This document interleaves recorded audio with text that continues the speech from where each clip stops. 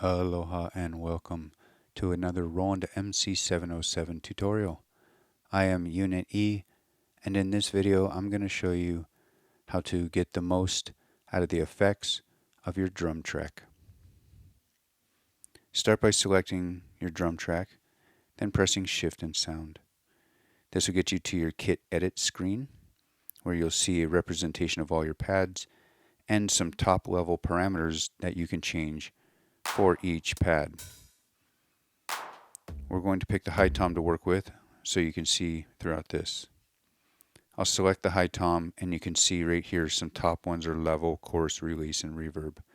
Reverb being the send going to your master reverb here. You'll also notice a scroll bar and the function button flashing.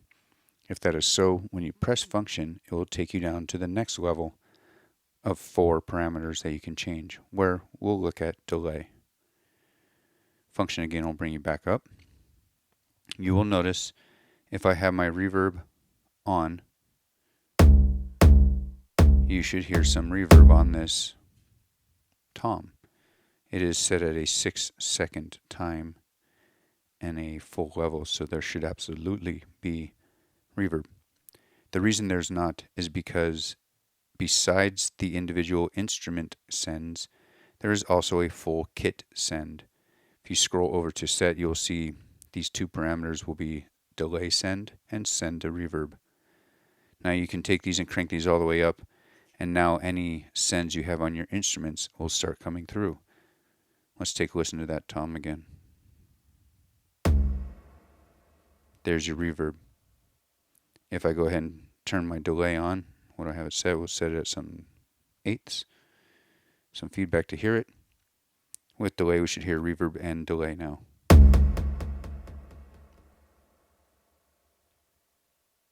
Okay. I'm going to turn these back down just for the tom for the time being.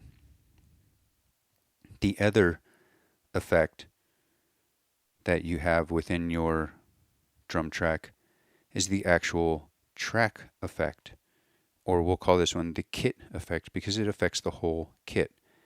If you scroll all the way over to the end and go up to the MFX here, this is actually your kit effect, as you can see. This is not the multi-effects that's up here. A little confusing, but that's how it is. Once you're on it, you can hit enter, and now you get to choose what you want that effect to be. Again, this is only for the drum track, and it is the entire track. You get the same options as your multi-effects, all 90 plus built-in effects. We'll pick one that we can absolutely hear. Auto wah is always a good one. And then we'll go ahead and back out. It's switched off for the moment, so you won't be hearing it. As soon as we give it a switch on, now you hear the wah. Now you might not want wah on everything as it is now. So this is where you'll dig a little bit deeper. Go back to your pad. Let's take our tom again. We're still getting that going there. So with it highlighted, press enter. This brings you into the instrument menu where you can select your instrument or edit that instrument, but that's not why we're here. We're going to go over here to the pad edit. We want to do something with this pad. Now when getting into pad edit, no matter what you change instrument on that pad, is going to carry over the same parameter changes you make on this pad. So remember, the changes you make here affect whatever instrument or sample go there. Highlight pad edit and hit enter. You're going to cursor over to the control tab, CTRL, and then you're going to scroll down using C3 or use your cursor down to output assign. You'll see right now it has MFX. Now that is your instrument or track effect again. It's not the kit effect, it's not the multi-effects like it has the MFX. So if you do not want this going through the wah wah, we could turn it to dry. Now all the rest have it, but you'll see as I tap each one of these pads, staying within this menu, it allows me to make that adjustment and decide which ones I want to go through and not rather quickly, so you're not jumping back and forth through menus. Again, keep the output assign highlighted and touch each of your instruments and decide if you want it to go through the track effect or not. As a side note, and not to get too off track, you can also choose your output to be compressors. If you have a drum track with a 6-channel compressor, you can choose generally where that instrument is going through. That's why you got your compressor one. In each of those compressors, you'll get this same option of sending the output to the MFX or not.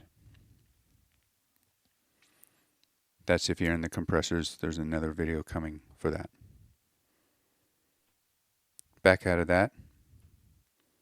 And that is how you would assign or take away the, again, kit or track effect here, and deciding which pad passes through it or not.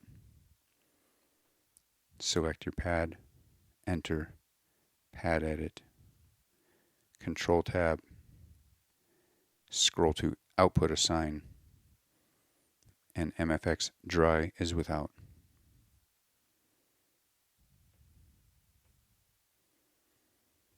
So that's your drum track and how to add effects either individually or to the overall kit itself. If you found this video useful, I wouldn't mind a thumbs up and a little subscribe. And as always, thanks for watching.